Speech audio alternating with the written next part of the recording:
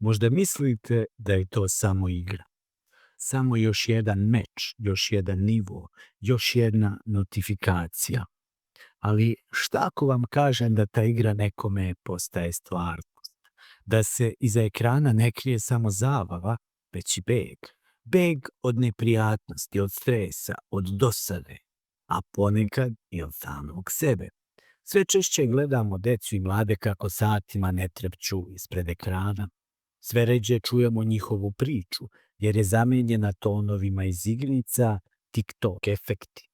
Roditelji su zabrinuti, stručnjaci pozoravaju. A mladi ćute i igraju. I zato danas postavljamo važno pitanje. Da li je to zaista samo hobi, zabava ili znak da smo izgubili granicu između igre i zavisnosti? Prema važećim međunarodnim klasifikacijama postoji samo jedna zvanično priznata dijagnoza, a to je zavisnost od videoigara. Nalazi se u klasifikaciji Svetske zdravstvene organizacije ICD-11 pod šifrom 6C51. Zavisnost od interneta još uvijek nije formalno priznata, ali svakodnevna praksa nas uči nešto drugo. Ne moraš imati dijagnozu da bi imao problem, jer zavisnost od interneta, u stvari od aplikacija na internetu, nije samo broj sati, to je broj izgubljenih kontakata, broj preskočenih obroka zbog ekrana, broj rečenica koje više niko ne izgovara jer su zamenjene like dugmetom i emotikonom.